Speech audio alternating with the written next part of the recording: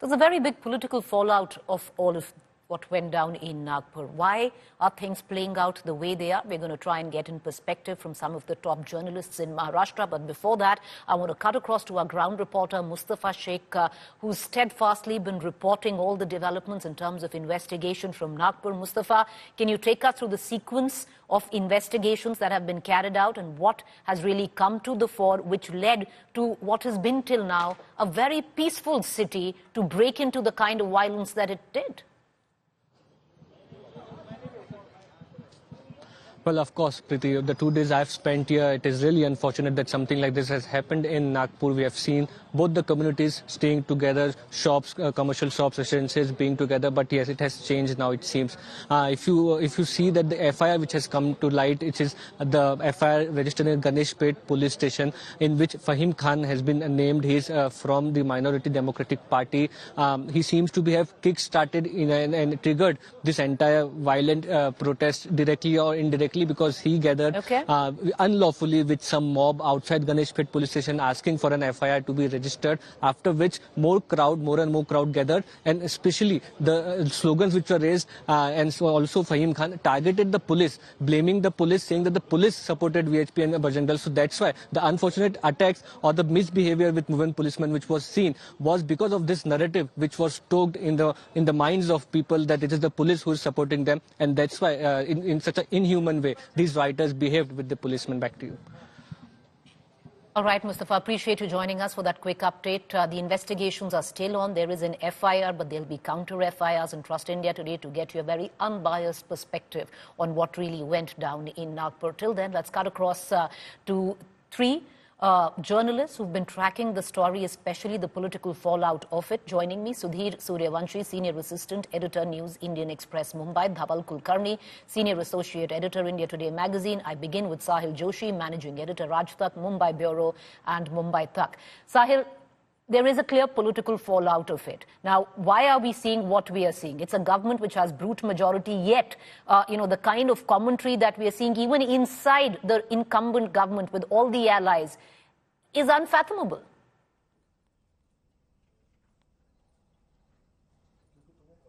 Well, it's very interesting that it has never happened before that the issue with respect to Aurangzeb's tomb in Khultabad in Sambhajinagar has ever became such a big issue that there were widespread protests across Maharashtra by the VHP and Bajrang Dal, and the fallout has been seen in Nagpur. It is completely unheard of. What Mustafa was saying a while back, that it had never happened in Nagpur that the riots because of the two religious groups clashed with each other.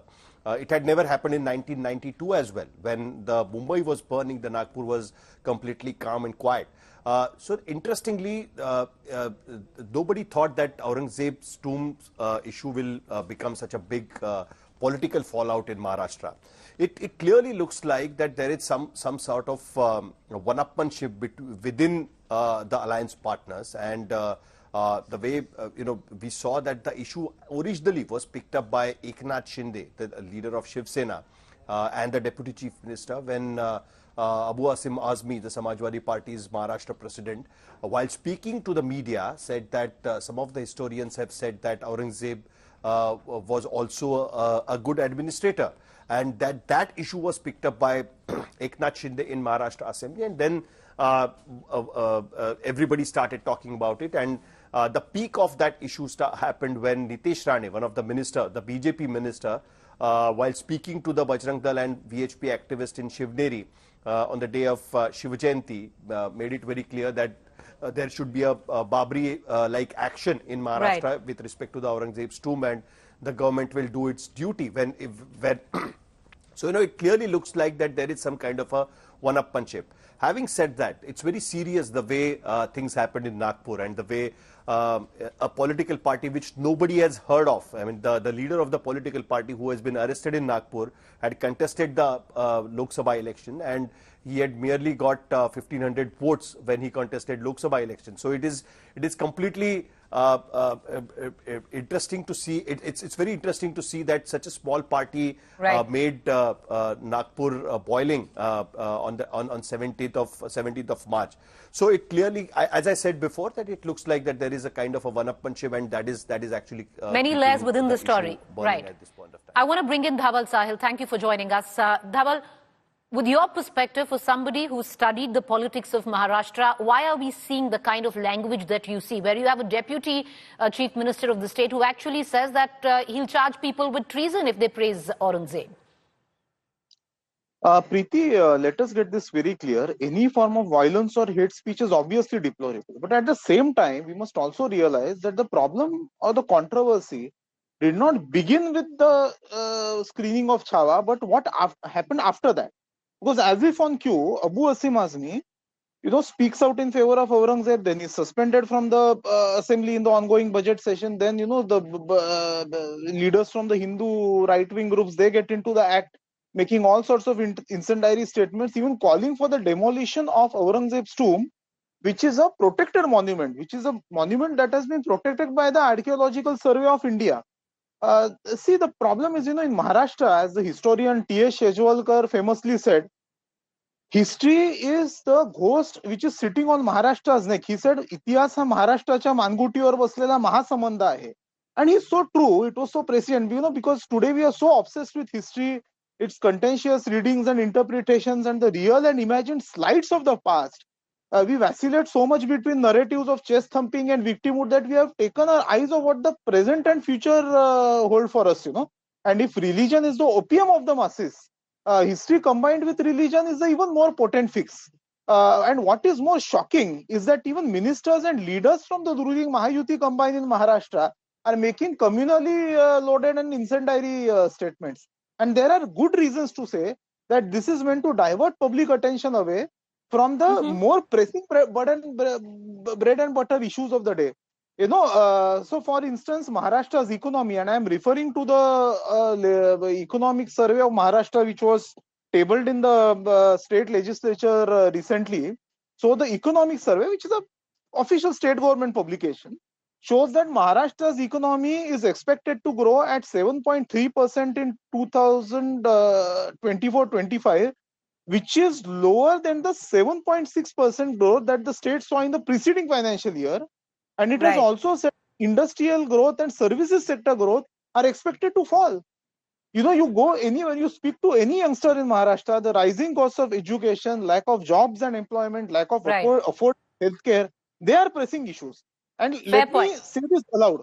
Are our politicians trying to feed people this heady mix of religion and history just to keep public attention away from these issues? Very good point, Dhaval. Rightly pointed out, there are wheels within wheels. There's a battle of one-upmanship going on between the BJP and the Shiv Sena in Maharashtra, in which, these are sort of collateral damages. This is all collateral in that. I'm going to, because it's really important with what Dhaval and Sahil have said, especially for our viewers to get a larger understanding. I want to bring in Sudhir into this conversation, and in the days to come, we're going to do a larger debate on just that. But Sudhir, if you can put the spotlight on, Sahil brought in the perspective that you also touched upon yesterday, the infighting within the incumbent government where the allies are concerned, and a race of one-upmanship. Then you have Dhaval, who said very clearly, diversionary tactics, the economic survey, the debt Maharashtra is under, the taking away of funds from the Ladki Bahin Yojana, all of that feeding off on what you can see on ground is a communally explosive, reality right now playing out in Nagpur.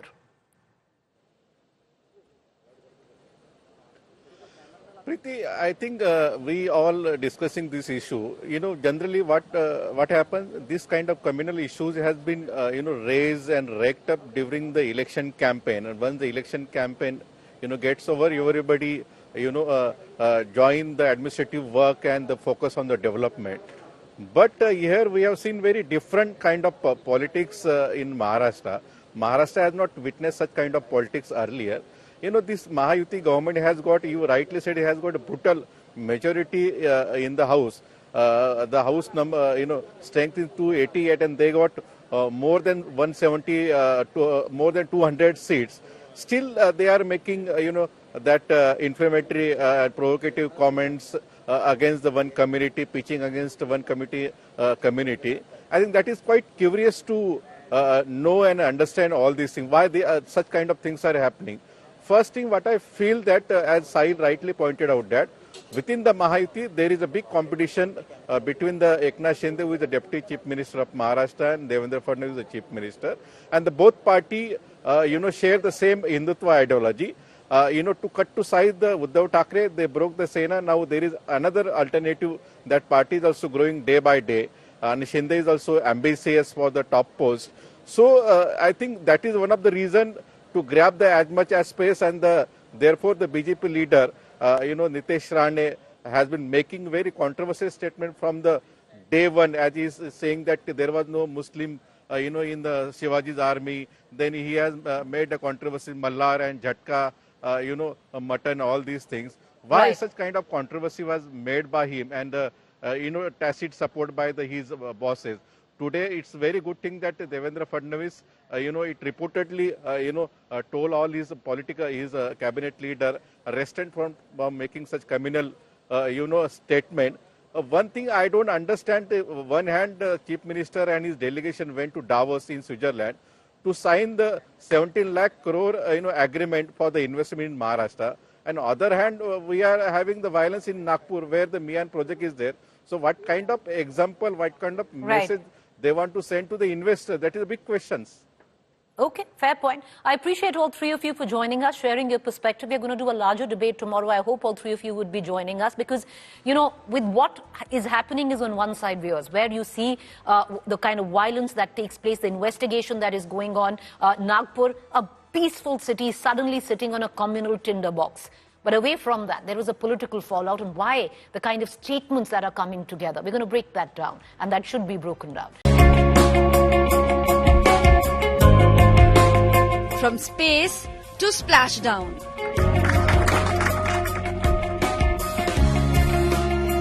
Journey to Earth in 17 hours.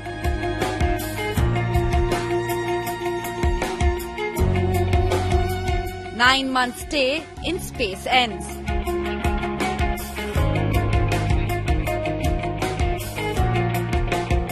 Tremendous triumph of humanity.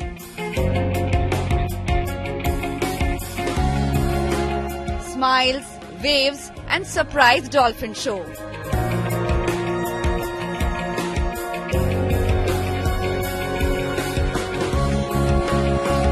World cheers Sunita's return.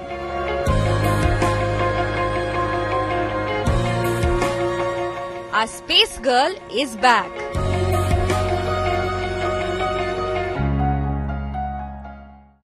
I copied, Sonny. It was so much fun. It was like being on a roller coaster, but then you're just floating around once you got there. Like Superman. Woo! You feel like you're actually part of the world, not necessarily part of a country when you're there. I love my dogs, right? I miss them, and at least for me, it's a finite amount of time, and I'll be back home with them before long. Hi, I'm Astronaut Sunita Williams.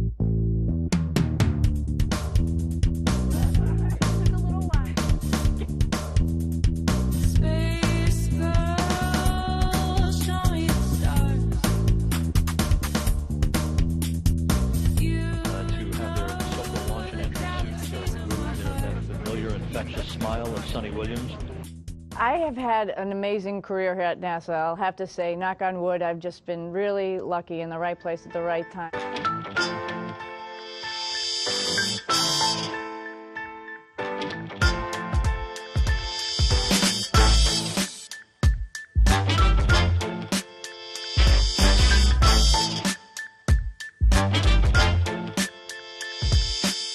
I went to the Naval Academy class of 1987. I was a physical science major. I've been in the Navy now 28 years. One of the greatest things about the Naval Academy is it gives you a lot of opportunities. And one of those opportunities for me was going to dive school on my way to flight school. Right after that, got picked up for test pilot school, tested all the helicopters in the Navy and the Marine.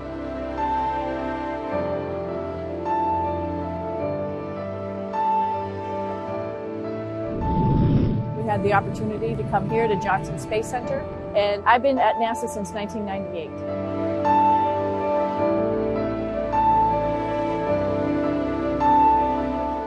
Hi, I'm astronaut Sunny Williams, and you're watching NASA TV. Get you in seriously. NASA keeper. You will see that one again. No, that's too hard. Yeah. Hi, I'm astronaut Sunny Williams. That wasn't enthusiastic? Just joking. You don't just stand there. Yeah, it took a little while. When I was on my first flight and I was able to see the space station out of the space shuttle window for the first time, that was an amazing gold star, and that is really, really cool.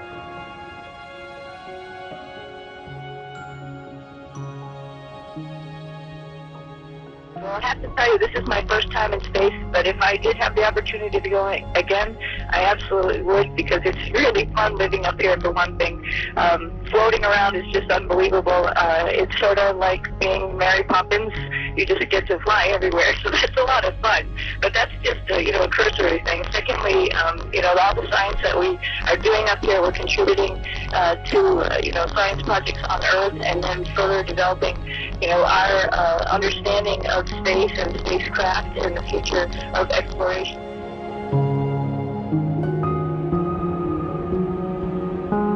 The best things about being in space for a long period of time is taking a lot of people along with you for the ride.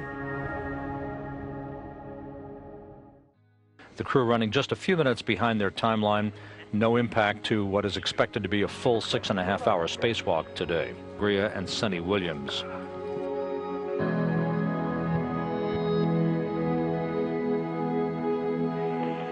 I copied, Sunny. Hold on one second. Good view of Mike Lopez Alegria on the right, Sunny Williams on the left, just above the early ammonia servicer.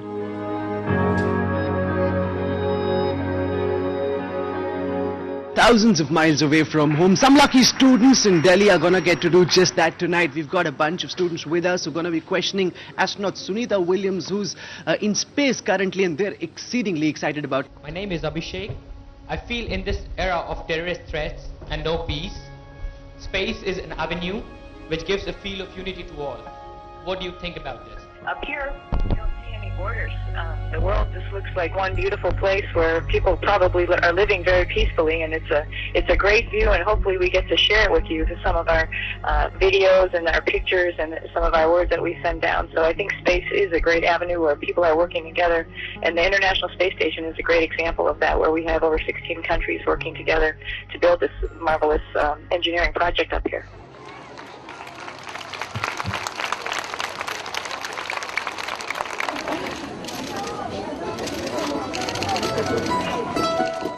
When they first took off, that's only a minute and a half for the solid rocket boosters, and then only 6 more minutes for the main engines. So as soon as we got up there, you undo your seatbelt, and you can see even before that, your pencil starts to float if you have a pencil, and then your arms just naturally start to float because you're not used to holding them down. And you undo your seatbelt, and then you just start floating out of your seat. We were laughing the whole time. It was so much fun. It was like being on a roller coaster, but then you're just floating around once you got there. However, we went to work right away because there's lots of work to do. So right away we go to work, and I was diving into all the small little cracks and crevices on the spacecraft, trying to help change it and get it all ready. And I think finally my brain understood where I was, and I felt really sick. I think because all this flipping around and twirling around, I didn't know what was going around. So I had some tomato soup the morning before I launched, and it was nice because it was easy to go down and it was very easy to come back up again. Cleaned it right up, and then I was ready to go. But you have to be careful when you think about that, when you're also, if you do get sick, right?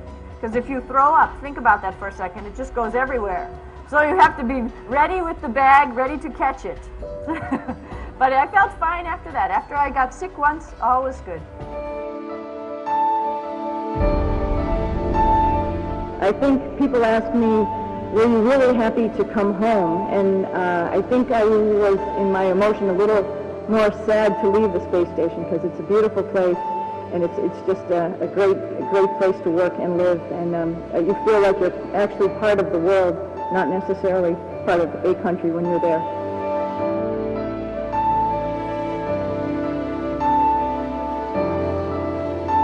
So, you know, space exploration, even in the United States, even though it seems very far away from here while we're in India at this moment in time, is difficult. It's expensive, and it takes resources, of course, from other projects. But, you know, when you're solving the space problem, like how are we going to do this in space, how are we going to do that in space, it makes you solve problems differently. It makes you think a little bit out of the box. And along the way, you solve other problems that can help people here on Earth.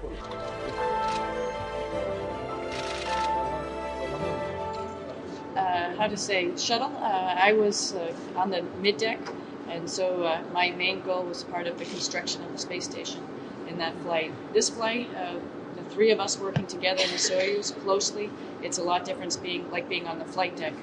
And then the mission for the space station now has moved on to science, and so we have a lot on our plate, like Yuri mentioned, but a big part of that is the science exploration. So I'm looking forward to that aspect of this mission.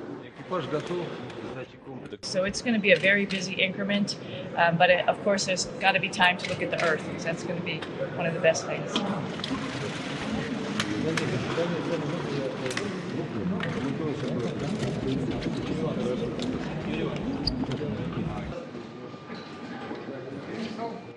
Yuri, are you ready?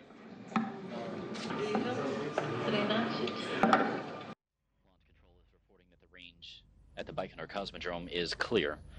The Soyuz rocket is ready to begin its journey. Launch key inserted. T-minus 5 minutes and counting as you hear the launch key has been inserted. Again on your screen is Sunny Williams there on the right-hand side. Yuri Malenchenko there in the middle. He is the commander of this Soyuz TMA-05M. 3, 2, 1. Turbo pumps at flight speed. Liftoff.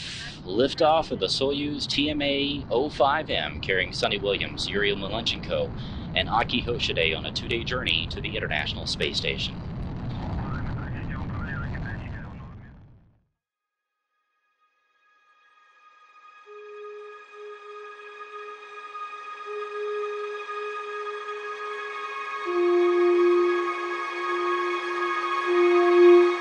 Sunny Williams had took time off to participate in the Malibu Triathlon exercise using various exercise equipment on the station to simulate the swimming. She had shown here she's actually using the Advanced Resistive Exercise Device. This is the system that simulates weightlifting here on Earth.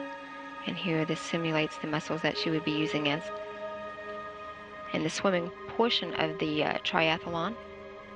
And Houston Station on 2, we're done with the simulated swim in the transition to get ready for the bike over in the lab. Houston, copy. On her, with the Capcom, who was serving as Capcom yesterday was Josh Matthew. Now transitioning to the cycle portion of the triathlon.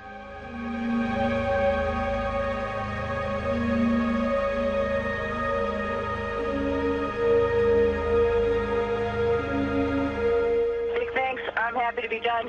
It wasn't easy, and I'm sure everybody out in California is really excited to be done too. Take care and thank you.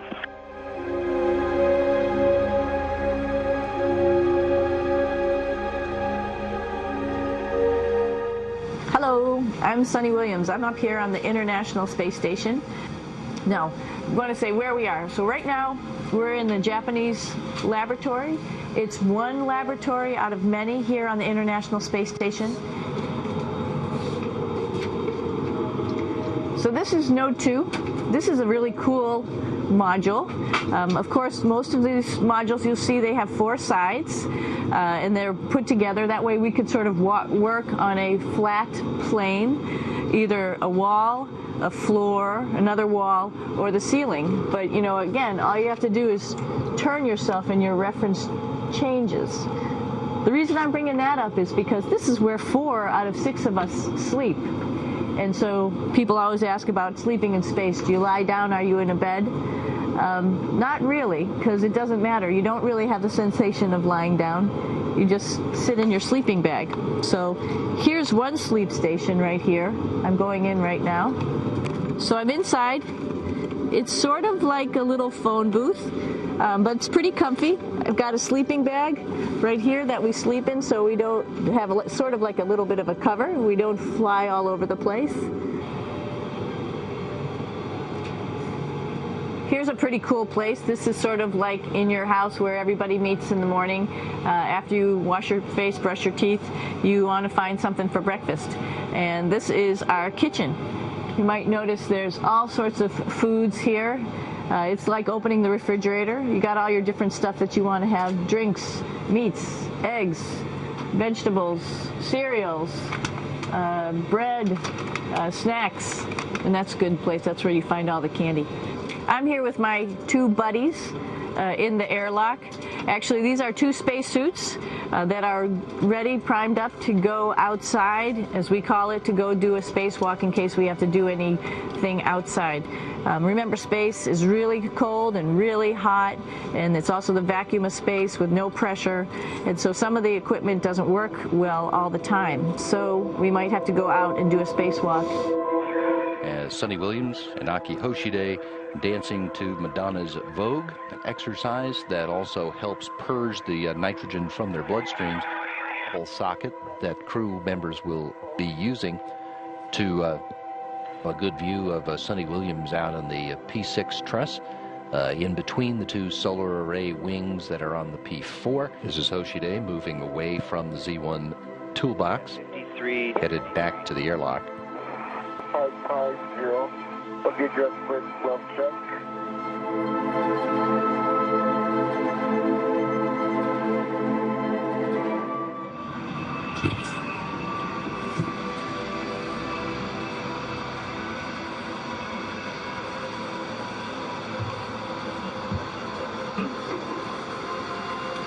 I'm going to turn it up this way, just so you could see the hatch, and you could see Kevin. It's a little bit small, but we'll come in and show you around. We're just starting to get ready. We're preparing a couple days ago for our ride home. It's a little bit squishy, but everybody asks, how do you sit in the Soyuz? And you sort of sit in your seat like this. The seat is molded to your body, and so you can just sort of squish in here and be pretty relaxed. Everybody has a handmade seat for them. And then, of course, there's a control panel, and that's where we do most of our actions and work right here. There's hand controllers, which you can fly the vehicle with, and there's a stick right here, primarily used for communications, where we're trying to talk to the ground. So 3 of us fit in here. Like I said, it's a little squishy, but somehow it seems like we all managed to get in here and fit pretty well, and it's a pretty safe ride home. You're probably wondering, what's all this junk behind us? Well, it's all of our parachute, first of all, and then it's all of our survival gear, just in case we end up landing in some strange place on the planet and nobody's there to rescue us right away. We have all sorts of survival gear with us, keeping us safe in here. So they pretty much thought of everything. And we'll be home on the planet within the next 12 hours. Pretty shocking.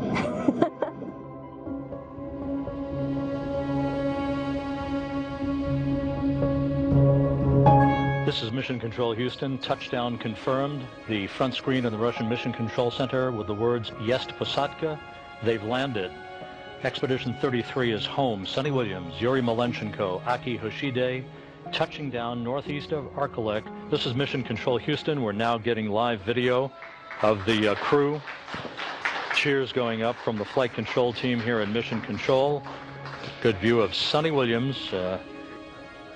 Extraction of the crew very quickly. Sunny Williams wrapping up her second flight into space and a total of 322 days in space on her 2 missions. She conducted 3 spacewalks to emerge as the all-time leading female in terms of spacewalking time, to have their Sokol launch and entry suits removed. There's that familiar infectious smile of Sunny Williams at the landing site. Made you a little bit nervous to think about. So was it much different to be the commander on Expedition 33 than being the flight engineer on your previous mission, and how was it different? Yeah, well, I think it's more nervous to think about than actually do. When I think it's, you know, it becomes natural up there. I mean, it's the place that you live, it's the place that you work, it's what you're doing. It's just, you know, becomes your life, and so you don't really think about it too much while you're up there. So I think the nervousness went away. I had a great crew that I worked with, Yuri and Aki, and then when Kevin and Oleg and Yevgeny came on board, it just felt like a big family. Those guys, they're the two Russians, Oleg and Yevgeny, it's their first flight, they're rookies, and so they were calling me Mama. So, so I think that was the only big change when those guys came on board.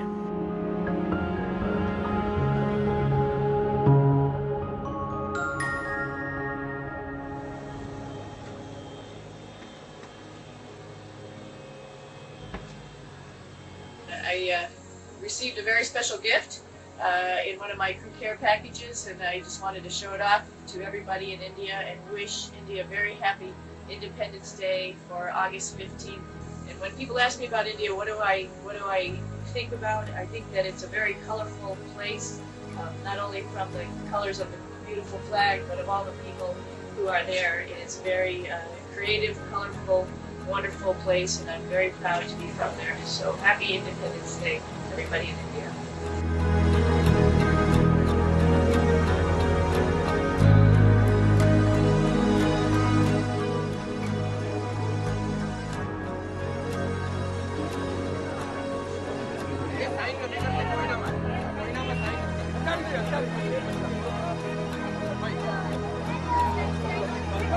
A battery of camera persons, euphoric relatives and eager fans. This is what greeted Sunita on her arrival at the Sardar Patel International Airport in Ahmedabad. Sunita looked distinctly awed by the hero's welcome she received. Probably because 9 years ago when she had come to India, she was like any other visitor from abroad. But today, she's someone who has breached the final frontier. Oh, it's just overwhelming, the number of people and the heartfelt welcome that I've had. It's just been overwhelming. It's really wonderful, and I feel very welcome and very loved by everybody here, so it's great. Thank you.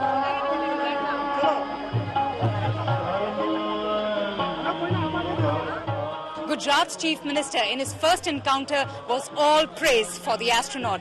It seems that the Chief Minister now knows that it's not only him, but also Sunita Williams, who has become the pride of Gujarat.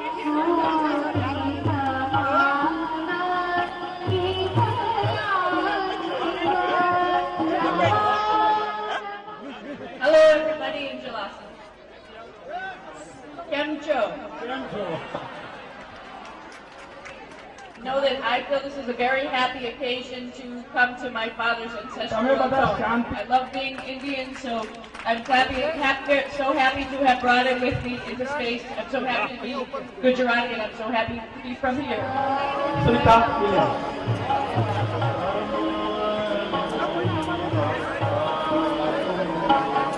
India is a little jewel that sticks out from usually underneath the clouds that hover above the Himalayas. And so it's pretty obvious where India is. My father's from the west coast of India, so I can easily find Gujarat when I'm looking at India there. And it's beautiful. I mean, apparently, or obviously, where the Himalayas hit the Tibetan plateau, you can obviously see that, wow, something happened bigger, like plate tectonics, or something happened here to make the Himalayas that big, and it's pretty impressive, and it makes you really realize that you know, the planet is itself living and breathing. So it's pretty incredible. Mm-hmm. Is space something that should be promoted for tourism? Oh, I seriously believe so. And, you know, their model is not for leaving people in space for a long period of time. It's just actually going up and then coming back down. And I think what's good about that is it advances technology, makes us understand how to get to space. And I think more and more people going to space and having that view is just going to help all of us around the world, because you'll get a different perspective. We are on the brink of launching American astronauts on American rockets from American soil for the first time since 2011, the retirements of the space shuttles. And so this is an exciting time. We have two providers for this new capability. We call it Commercial Crew. Sunny, tell me about a day in the life of Sunny since you've been selected as a Commercial Crew partner. Yeah, it's been a little bit crazy, but fun. I have to say that. Anything you're doing in the space business is fun. Previously, there was 4 of us who were selected for the Commercial Crew cadre, NASA astronauts, and we divided our time between both companies, SpaceX and Boeing. And now, since the announcement, 2 of us have come over to the Boeing side and the other 2 to the SpaceX side. So we've got to focus our training and attention on this spacecraft. And not only this training, Chris is underestimating the other amount of things that we're doing. We're also doing a lot of testing. Sort of like he was mentioning, this is a new spacecraft, so there's still a lot of things to look at inside the cockpit and how people live in there and how actually we're going to operate it. That's the next step after the development. Contact capture. Nice. You're in. I should have been an astronaut. This program, I think, is going to open up the door again for kids today to realize that the sky isn't even the limit. There's all sorts of amazing things that we can do. First of all, make aircraft, make spacecraft, and then take spacecraft and do amazing things, make a space station, and then go even farther. I think this program will open the door for us to leave low Earth orbit.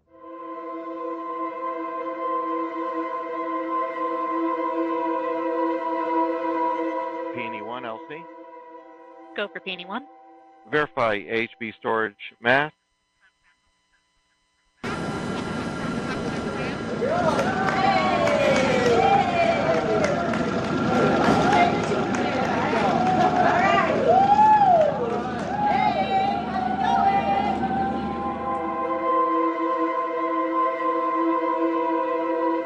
And we all know that when the going gets tough, and it often does, the tough get going. And you have.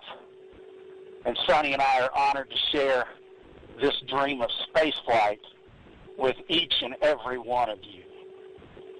So with that, LC, let's get going. Now let's put some fire in this rocket. Release.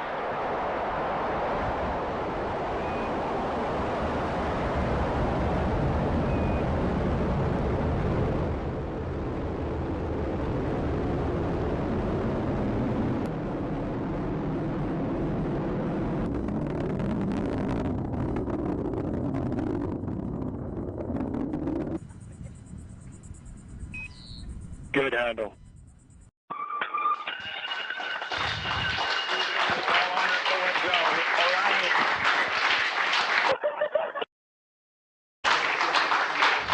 Lots of cheering here in the room. Big hugs.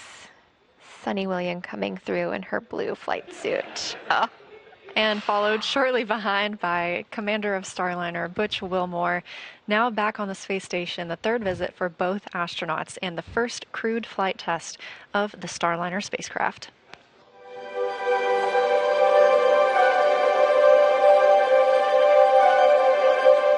Tell me, how long you've spent a lot of time in space.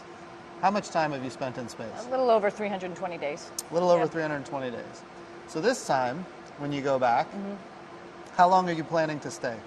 Probably 6 months. Another 6 months? Yeah, 6 months, and I hope we get to fill up the other 2 seats with some of our international partners. Oh, that's sort of great. like you were talking about, and fill out the complement to make us 7 people on the International Space Station like it was designed for.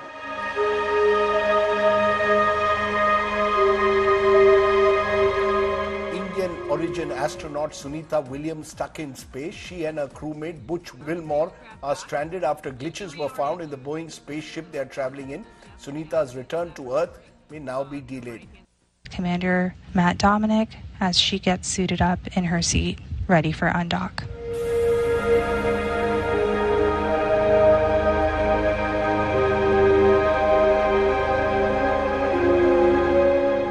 Family up on the International Space Station. There's 7 of us up here, and so we're going to get to enjoy company together.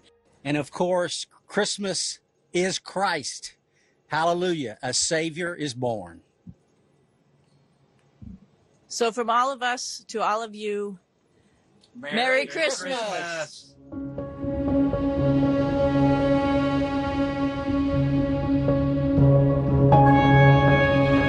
Here we go. Been locked. And Ephraim saying November is correct.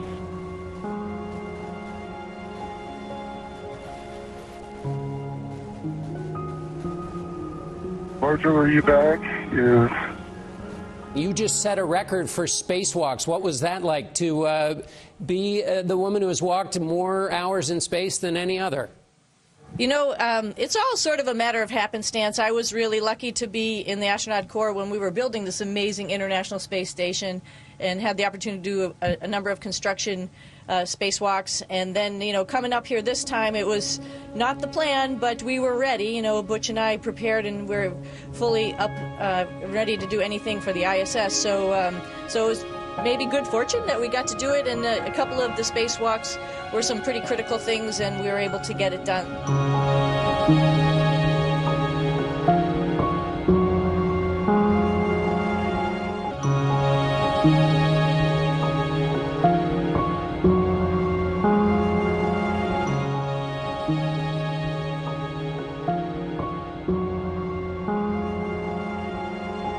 And there you see it on your screen, drogue deployment. Drogue descent rate nominal.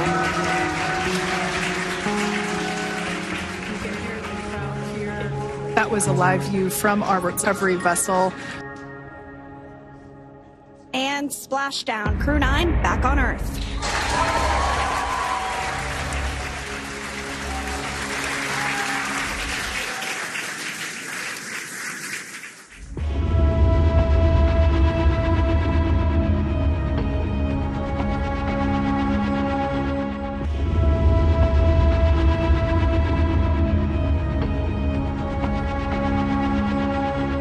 What are you looking forward to when you get back? My husband makes a good latte, so I'm looking forward to his latte. I'm also looking forward to seeing the rest of my family and my dogs and jumping in the ocean. I think that will be really nice to just be back on Earth and feel Earth that way.